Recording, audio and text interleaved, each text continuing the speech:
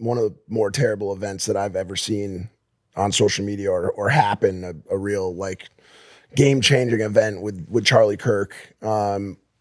Just curious where you were when you found out, what your reaction was to it. Yeah, I think I had just woke up and, my phone was blowing up.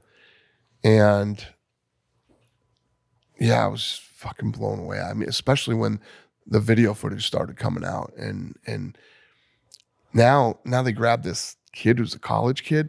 This kid hit him like that 200 yards away.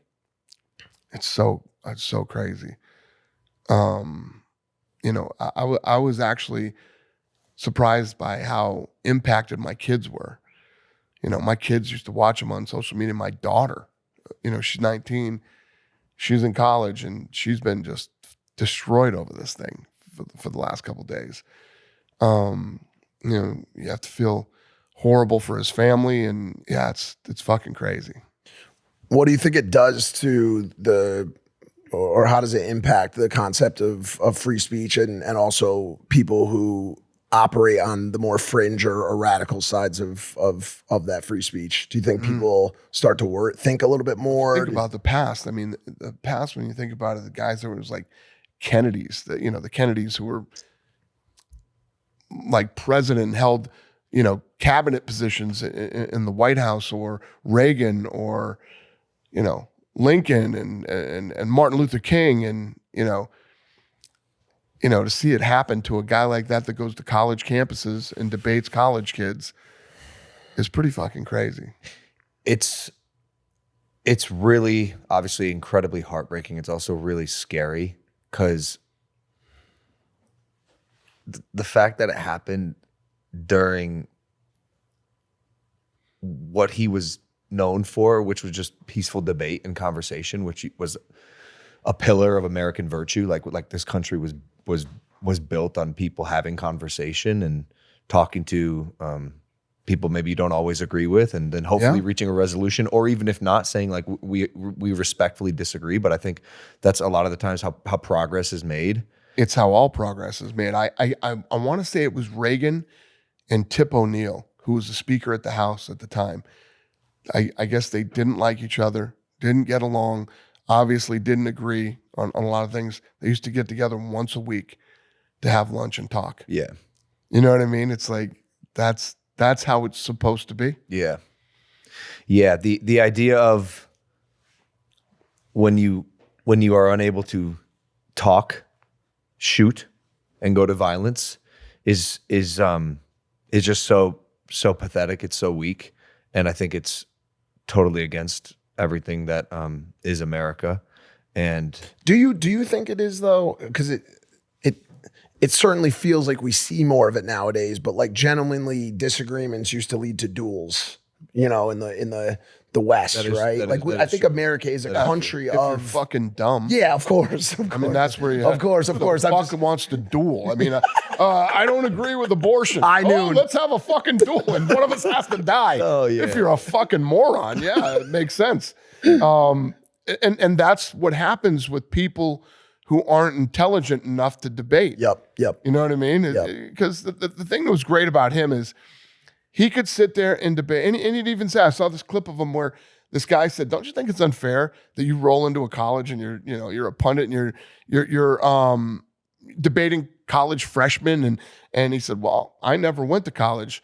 Why don't you go grab 5 professors with PhDs?" And I barely got out of high school. Or he didn't graduate high school. I can't remember what he said, but and he was the type of guy that could debate and never, start to belittle you or make you put you down, or because what happens is when you can't hang in a debate, you know what, you're fucking ugly anyway, or it goes somewhere, or let's have a duel. It never ended that way with him. He was smart enough and had enough class that he could debate without dueling, insulting. I really respected how he would constantly put himself in environments where he felt like the outlier. Like he went to that English college or university Cambridge. Yeah, he did I think he did Jubilee, and so he was really bold in his ability to step into a room and be the person who he said he was, which I really respected. Me too. He was absolutely brilliant. I mean, the guy was absolutely brilliant. You know, I've always said for like the last 10 years that this country is more political than it's ever been. I mean, you have kids talking about this shit. I didn't even know who the governor was when I was fucking 30. You know what I mean? And now you got kids that are 16 arguing over politics. But it's not good. I think it's really bad. I think, you know, everybody's weaponizing politics. You saw it with Trump. Now you see it with Charlie Kirk, and the world lost its mind 7-8 years ago, and everything just started getting fucking crazy. Yeah, dude. How much of that do you think is social media? A lot of it is social media, no doubt about it. I mean, we see things and hear things that, you know what we knew fucking 25 years ago? What the news told us. Yeah, or what we, yeah. right, exactly. Yeah. Like if he fucking told me a story, right, I'd either have to believe him or I'd have to go to the library, look up the Dewey Decimal System and see if there's a fucking book on it that I could read to see if he was right. Right. Yeah. Now you just pick up your phone and fucking chat GPT, or, you know, and it's you can find out everything. And most of the information we're fed Is wrong. is wrong. There's stuff on there and it's only going to get worse with AI. You know, you don't know what's real and what's not real. And it seems like people get a lot angrier now than they did in the past about this type of stuff. It's fascinating. Yeah, it does seem like that.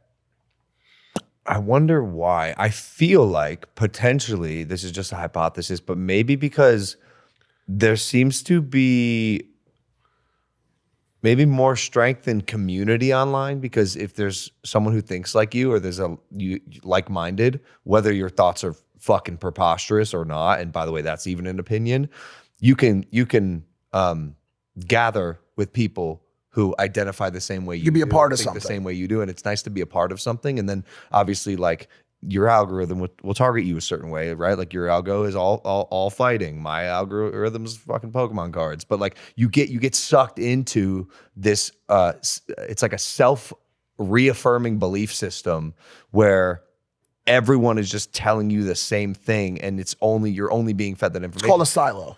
A silo. So when you get confronted with an opposing viewpoint and you're not exactly equipped to handle it, it may lead to none other than just like, I don't know how to express myself, so I'm angry. Right. And that anger manifests itself in really ugly violence ways. and all. It's true. And you know what? When I was growing up, I'm 56. When I was growing up, they put people in fucking nut houses. Okay? When you were fucking nutty, you went away. And we didn't run into a lot of nutty people, right? I don't know what happened with that system, or I do. Everybody's fucking nuts now. There's not enough nut houses to put all the nuts in. Hey guys, if you like that clip, hit the subscribe button, and if you want to see more zany clips, click the video right here.